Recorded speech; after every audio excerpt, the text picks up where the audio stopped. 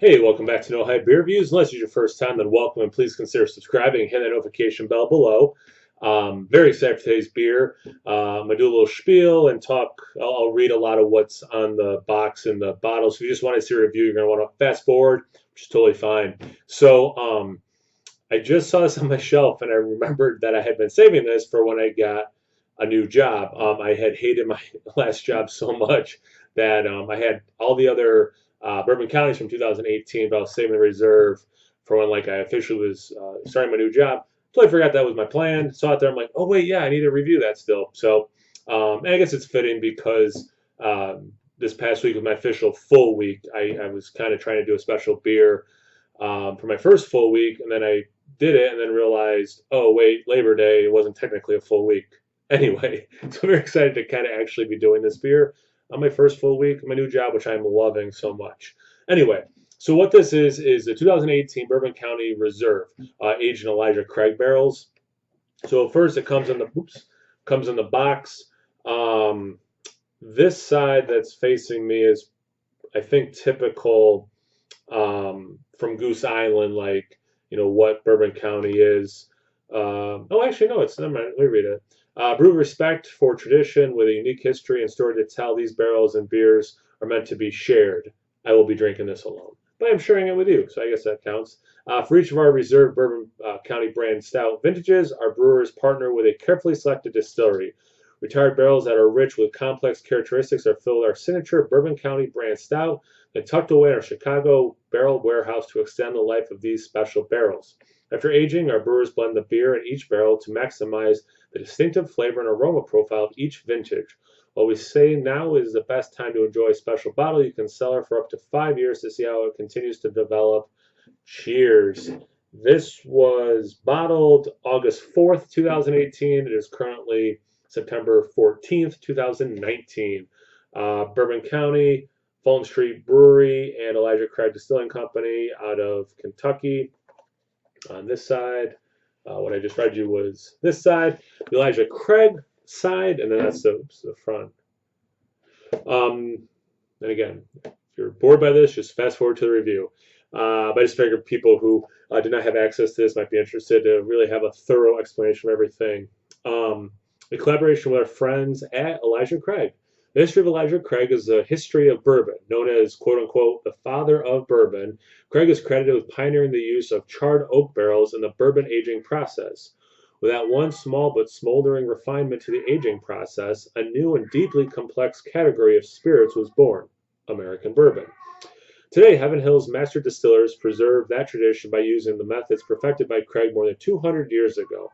After 8 to 23 years of aging, they select the most complex tasting barrels to create Elijah Craig bourbons. The 2018 Reserve Bourbon County brand stout highlights a long-standing respect between Goose Island and Heaven Hill. Aged for a year and retired 12-year-old Elijah Craig barrels, this beer carries all the full body and complex depths of the special bourbon once housed in their barrels. A bourbon that won Whiskey Advocate's 2017 Whiskey of the Year, Elijah Craig Barrel Proof. Limited only in quantity but boundless in flavor, this one-time 2018 release is to be enjoyed by a lucky few. But I do feel lucky that I spent a lot of money to get this. That was one good thing about my old job. Even though it was a horrible job, they paid me very well. Thank you for enjoying us every year to celebrate the original Bourbon County Barrel-Aged Stout. That's what it says right there. Ba-boom. Ba-ba-ba-ba. All right, man, let's just get into it. Oh, sorry, wait, there's a couple things here. Traditional since what, 2015. Look, the originators of bourbon barrel aging, Goose Island, yep. Stout aged in 12-year-old Elijah Craig bourbon barrels, yep. Chicago, May 2018, Imperial Stout. Collaboration with our friends at Elijah Craig, where sometimes I might give tasting notes, so it does not develops up in the bottle for 5 years. I already told you that was bottled the 4th of August 2018 and is 15.2%. Now really opening it up and doing the review. And we're almost 5 minutes in, and I'm just finally opening it up. Proper glassware. If you don't know, I'm a huge fanboy of Bourbon County.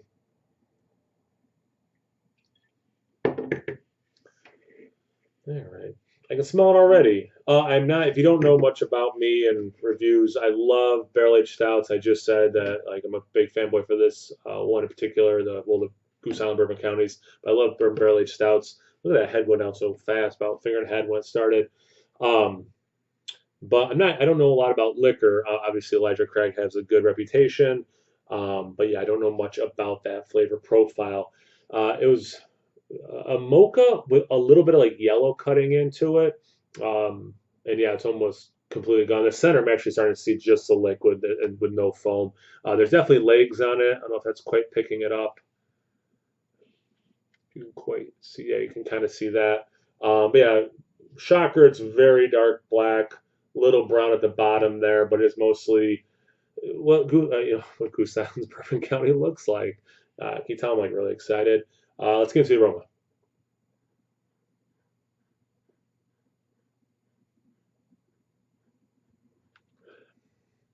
It's a nice mix of things. You get bourbon specifically, which is fantastic. And what I'm typically looking for in something that's aged in bourbon barrels, I really want to get that bourbon. Um, I had recently done the Omega 3 Philosophers aged in red wine, and then another one that was aged in bourbon barrels for that one was 6 months. The red wine was 3 months. And I just wanted more bourbon. This one smells like there's a good level of bourbon in there, and they do age it for a whole year, so it's not surprising. I don't know how wet the barrels were, but the time makes sense. Coconut for sure, mixed with that like brownie fudge batter thing that I love in this style. Um, those three things were the first like kind of in my face in like the best possible way.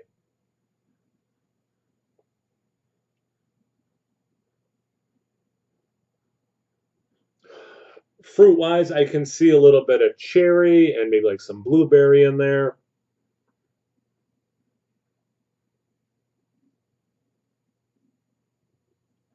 Now I'm getting a little bit of char and vanilla.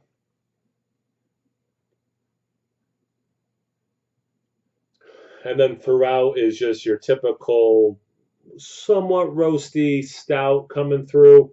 Smells very good. I did not have the liver and kidney capacity to do it side by side with a regular one, but again, it is the same base beer, just different barrels aged in. Let's see how I do. Cheers.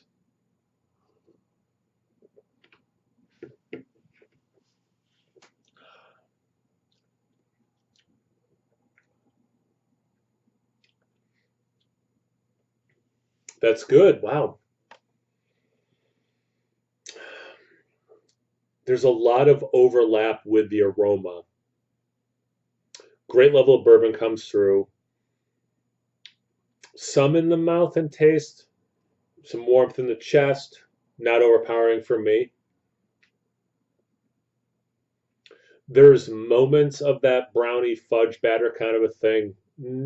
I could have more and be totally fine. I'm okay with the amount that's there because it's there. Um, Slight cherry, not the blueberry though. I got in the aromas. That's one of the differences. And again, that was just for a sip. I might pick it up on another sip. Um, the roast, very nice. Comes across and maybe this is why the brownie thing's a little lower because there's that dark chocolate note that's pretty strong, and I don't always associate brownies with dark chocolate. Um, and yes, obviously there's overlap. I don't need that explained to me. Let me do another sip and see what else I'm getting.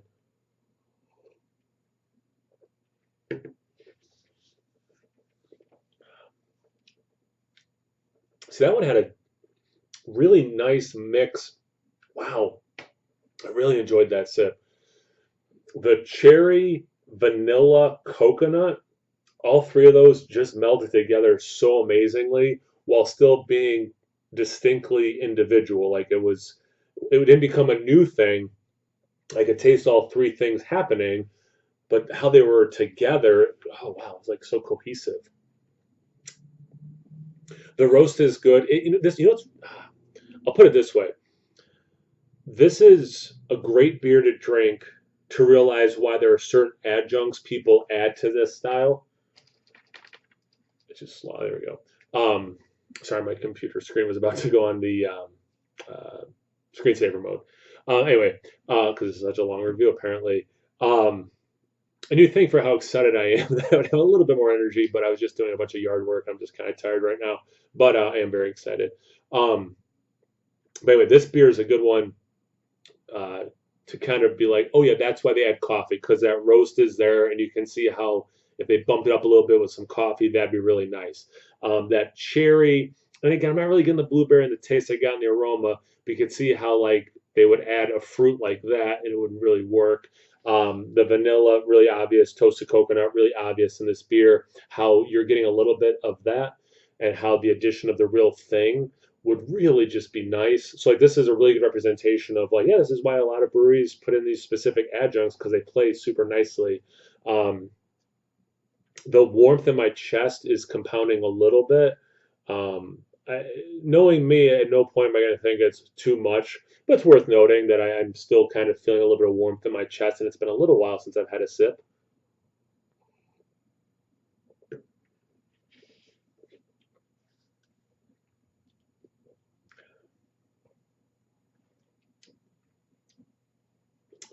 And like I said earlier, I'm not an expert on liquor. If I'm having a whiskey, it's with ginger ale over ice.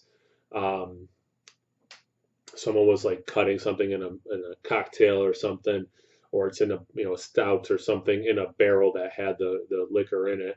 Um, that being said, and it might just be because I know that's a nice quality liquor. Um, it drinks like it was aged in a good quality barrel. Um, Nothing against like smaller breweries, but sometimes their access to spirit barrels is limited, and maybe they get like from a local distillery. And sometimes I've had amazing versions with local distilleries, like really amazing. But then sometimes you can kind of tell maybe the quality of the liquor and the aging process of barrels at the time that the brewery got them, whatever, kind of imparted some flavors, not necessarily off flavors, but just not as amazing as it could be. Whereas this, it's like it really is bringing out so much of the barrel character. So that char is coming through, like I said, the aroma, but it is coming through in the taste. But yeah, I mean, a huge winner for me. Excuse me. Is it worth what I paid? Is it worth trading something crazy for versus just a regular Bourbon County, just because it's a different barrel? That's up to you. Like I said, I hated my job last year so much, but luckily they paid me a decent amount. So I did kind of treat myself last year and made sure I had every single variant. So it was worth it to me. It's drinking great. I'm super excited to be sipping on this for the rest of the evening. Have you had it? If you had or have had it, definitely let me know in the comment section below. Super curious. This is getting me kind of excited for a couple months from now when the new stuff's released. Are you excited about that? Let me know in the comments. Let's just get a conversation going. That's my favorite part of doing these. Sorry, my energy level wasn't higher. Like I said, we just got done doing a bunch of yard work. I showered, ate some dinner, and then I did this. I'm just a little tired. Um, but let's see what else. Oh, what am I supposed to say? Check me out on Instagram and Untapped. You'll have your reviews at both those places. So please like, comment, subscribe, and most importantly, imbibe. Cheers, everyone.